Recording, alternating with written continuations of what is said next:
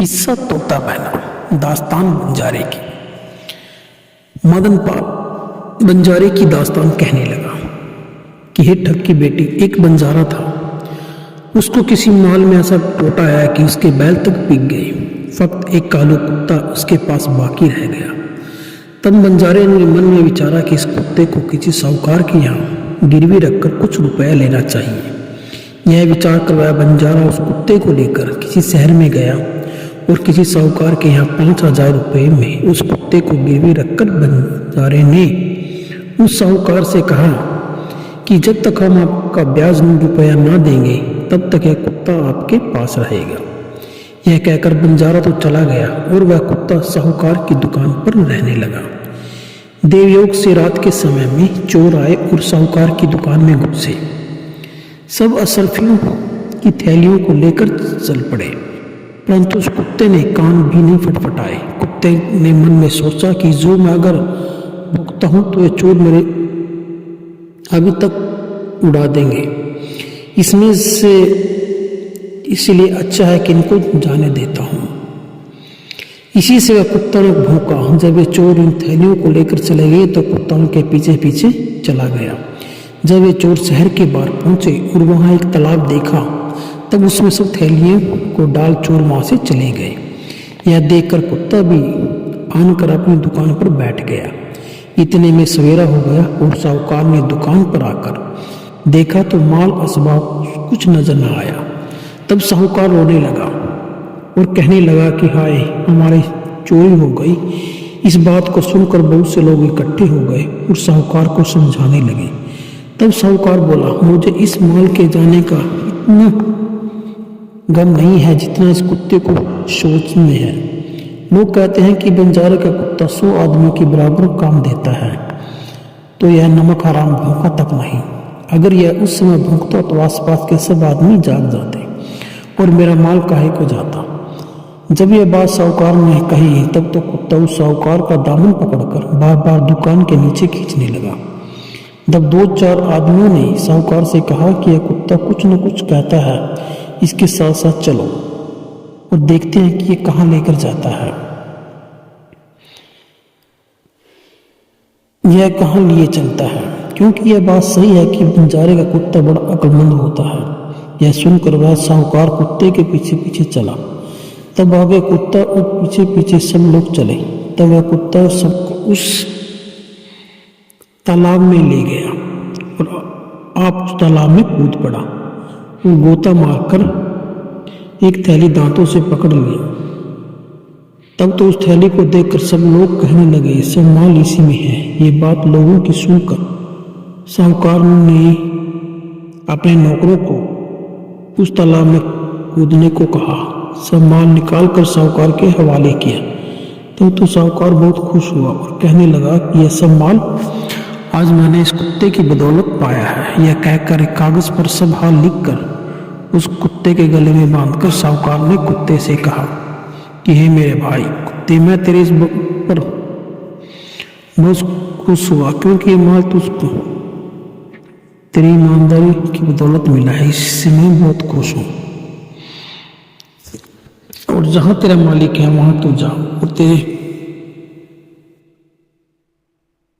मैं तुझसे बहुत खुश हूं। यह कहता हुआ तेरा मालिक जहां है तुम उसके पास जा। सो आज मैंने भरपाया कहकर साहूकार ने कुत्ते को रुखसत किया। तब कुत्ता यह बात सुनकर अपने मालिक के पास रवाना हुआ। जब कई दिनों के बाद वह कुत्ता एक जंगल में से जा रहा था कि इत्तेफाक से उसके मालिक बंजारा भी उसी रास्ते से आता दिखाई दिया। तो बंजारा उस कुत्ते को देखकर मन में गुस्सा खाकर कहने लगा कि हाय, इस कुत्ते ने बड़ा जुल्म किया जो यह भागकर चला आया। वह साहूकार क्या कहता होगा, आज हमारी सब साख कुत्ते ने खो दी, हमको बेईमान बनाया।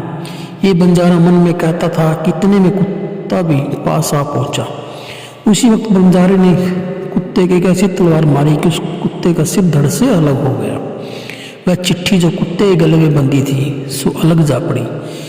तब उस चिट्ठी को बंजारे ने उठाया, उसको पढ़ने लगा तो उस कुत्ते की कारगुजारी का हाल देखकर बहुत रोया और कहने लगा कि हाय, मैंने बहुत बुरा किया। जो ऐसे अपने प्यारे कुत्ते को मारा। सो मैना कहने लगी कि हे तोता, तू देख ऐसी बेमुरवत मर्दों की सुनकर मेरा कलेजा धड़कता है कि ऐसे प्यारे कुत्ते का जरा तरस ना आया। इसी से मर्द की जात बेमुरवत और बेपीर होती है। तब तोता बोला, यह बात में बेमुरवती की नहीं है, क्योंकि बंजारे ने कुत्ता मारा तो अपनी बात पर मारा, क्योंकि मैं पहले कह चुका हूँ कि मर्द बात के पक्के और सुकून के सच्चे होते हैं। इसी सबब से बंजारे ने कुत्ते को मारा कि इसने मेरी बात में फर्क डाला। इस बात में मर्द खोटा नहीं है। तब मैना बोली, अब मदनपाल और ठग की बेटी का हाल याद कर। मदनपाल उस ठग की बेटी से कहने लगा कि तू भी मुझे मारकर इसी तरह पछताएगी। ये बात सुनकर ठग की वह बेटी बोली कि मैं तेरी ऐसी बातों में नहीं आऊंगी। तू मुझे सच बता दे, ये चारों लाल कहाँ है, नहीं तो मैं तुझको अभी जान से मारती हूँ। तब मदनपाल ने कहा, ठग की बेटी, मेरे पास लाल नहीं है, और जो तू मुझको मारेगी तो ऐसे पछताएगी जैसे राजा कृष्णदत्त अपने हीरामन तोते को मारकर पछताया था। तब ठग की बेटी बोली, कृष्णदत्त और हीरामन तोते को मारकर क्यों पछताया, वह दास्तान तो मुझसे कह। तब मदनपाल बोला कि हे ठग की बेटी, वह दास्तान मैं तेरे रूबरू कहता हूँ, तो ध्यान देकर सुन। दास्तान हीरामन तोते की।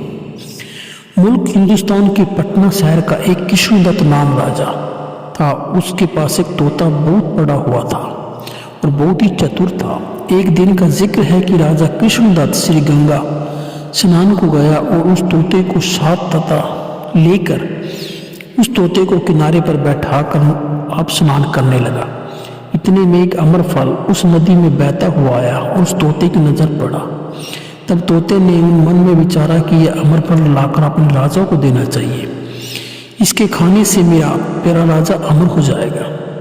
यह मन में सोचकर उस राजा को नदी में फल को लाकर राजा के दे दिया और कृष्णदत्त से कहने लगा कि ये राजा, ये अमृत फल है, अगर इसको आप खाओगे तो अमर हो जाओगे। ये बातें तोते की सुनकर राजा कृष्णदत्त बहुत खुश हुआ कि हे मेरे हित के करने वाले हीरामन तोते, तूने तो कहा कि आप इस फल को खाओगे तो अमर हो जाओगे। सो तेरा कहना ठीक है, परंतु हम अकेले अमर होकर क्या करेंगे? इससे तू कहे तो इसे बाग में बुआ देते हैं। जब इसका बड़ा पेड़ हो जाएगा और उसमें फल लगे आ जाएगा, तब अपने कुटुंब भर को खिलाकर अमर कर लेंगे। यह बात राजा की सुनकर तोते ने कहा, बहुत अच्छा। तब राजा ने अपने बाग के माली को बुलाकर वह फल दे दिया और उससे कहा कि इसका पेड़ बाग में लगाओ और जब इसमें फल लगे तब उन फलों को हमारे पास लाना। यह वचन सुनकर राजा की माली ने उस फल को बाग में जाकर बो दिया। थोड़े ही दिनों में उसका पेड़ तैयार हो गया और उसमें फल भी आने लगे। सोई ठग की बेटी, एक दिन एक फल पककर जमीन पर गिरा और उसको जमीन पर सांप ने सूंघ लिया। सो वह फल अमृत फल का विषफल हो गया। तब माली जो उस पेड़ के फल को पड़ा देखा तो उस फल को उठाकर राजा के पास लाया और दरबार में जाकर वह फल राजा की नजर किया। तब राजा उस फल को देखकर बहुत खुश हुआ और उस फल को हाथ में लेकर राजा मन में सोचने लगा कि प्रथम फल को इस फल को कुत्ते को खिलाना चाहिए। इससे राजा ने वह फल अपने कुत्ते को खिलाया और कुत्ता इस फल को खाते ही मर गया। इस बात को देखकर राजा बड़ा गुस्सा होकर कहने लगा, देखो इस बेईमान तोते की बात, हमें जहर फल खिलाकर मारना चाहा। इस बात को विचार कर राजा ने गुस्से में आकर तोते को मार डाला और मालियों को बुलाकर कहा कि उस पेड़ के चारों तरफ कांटे की बाड़ लगा दो, इससे इस जहर फल को कोई खा न सके। ये सुनकर मालियों ने वैसा ही किया। फिर एक दिन बात है कि उस शहर में एक सास बहू रहती थी। सो एक दिन उन दोनों सास बहुओं में लड़ाई हुई तो डोकरी घर से निकलकर राजा के बाग को चली और कहने लगे कि आज मैं राजा के बाग में जाकर जहर फल खाऊंगी। यह कहकर बाग में गई और उस फल और एक फल उठाकर खा लिया। जब उस डोकरी ने वह फल खाया तो वह डोकरी 16 वर्ष की जवान औरत हो गई। तब तो सब शहर में यह बात फैली कि एक डोकरी राजा के बाग में से अमर फल खाकर अमर हो गई। जब यह बात राजा ने सुनी तब एक बूढ़े आदमी को बुलाकर वह फल खिलाया और वह बूढ़ा भी उस फल को खाकर जवान हो गया। तब राजा ने जाना कि यह अमर फल ही है और मन में कहने लगा, ये मैंने बहुत बुरा किया जो अपने हितकारी तोते को मारा। इतनी कथा कहकर मदनपाल कहने लगा कि हे ठग की बेटी, मेरे पास लाल नहीं है, तू मुझे मारकर ऐसे ही पछताएगी। इतने में आधी रात व्यतीत हो गई। तब वह ठग की बेटी बोली कि खैर, आज मुझसे तो तूने बातें लगाकर प्राण बचा लिए, मगर अब आधी रात से मेरी छोटी बहन की औसरी है, वह कभी तुझे जीता नहीं छोड़ेगी। यह कहकर वह ठग की बेटी अपनी छोटी बहन के पास आई और कहने लगी कि देख बहन, मुझको उस मुसाफिर ने बातों में लगाकर प्राण बचा लिए, पर अब उससे लालों का लेना तेरे अख्तियार है। यह बात अपनी बड़ी बहन की सुनकर ठग की छोटी बेटी मन में बहुत खुश हुई, परंतु ऊपर ले मन से कहने लगी कि तुम कुछ फिक्र मत करो, मुझे बिना लाल दिए मुसाफिर हरगिज जीता नहीं बचेगा। यह कहकर वह ठग की छोटी बेटी मदन पाल के पास गई और जाकर कहने लगी कि हे प्राण प्यारे, धन्य है उस परमेश्वर को और तेरी चतुराई को जिस कि तुमने अपनी जान इस हत्यारे के हाथों से बचाई। अब आप किसी बात की फिक्र मत करो। अब 1 महीने का अवसर मुसाफिरों के मारने का मेरा है, और हमारा सदा से यही दस्तूर है कि हमारे भाई और बाप तो मुसाफिरों को पकड़ कर लाते हैं और हम दोनों बहन अपने अपने औसरे से उन्हें मारकर उनका धन ले लेती हैं। सो अब औसरा मेरा है और मैं आपकी दिलो जान से ताबेदार हूँ। जैसा आप मुनासिब समझे ही वैसा करें। तब मदन पाल बोला कि हे प्यारी, जब से मैंने तुझसे देखा है तब से मेरा भी मन तेरे ही पास है, तुझसे मेरा कुछ छिपाव नहीं है। यह सुन ठग की बेटी बोली कि यदि आप यह कहो कि मुझसे कुछ छिपाव नहीं है तो बताओ वो चारों लाल कहाँ है। उसने उत्तर दिया कि वह चारों लाल मेरी जांग में रखे हैं, अगर तुझे लेने की दरकार हो तो मेरी जांग चूड़ी से चीर कर निकाल ले। तब वह ठग की बेटी बोली कि हे प्राण प्यारे, आपके ये लाल आपको मुबारक रहे। मुझे कुछ लालों की दरकार नहीं है, मैं तो आपके चरणों की दासी हूँ और हमेशा आपके दर्शन की भूखी हूँ। यह बात मदन पाल बोला और कहा, आपने जो कहा सो ठीक है, परंतु यह रहकर हमारी तुम्हारी मोहब्बत का निर्वाह कठिन है, क्योंकि यह बात तुम्हारे भाइयों को मालूम हो जाएगी तो हमारी तेरे दोनों की जान चली जाएगी। इसलिए जो आपकी मर्जी हो तो यहाँ से चलना मुनासिब समझो। यह बात मदन पाल की सुनकर ठग की छोटी बेटी बोली, बहुत अच्छा, मुझे चलने में कोई हर्ज नहीं, परंतु यहाँ से चलने के एक उपाय मैं तुम्हें बताती हूँ कि मेरे बाप के पास 2 सांडनी हैं। सो एक तो दिन भर में 100 कोस चलती है और दूसरी दिन भर में 60 कोस चलती है।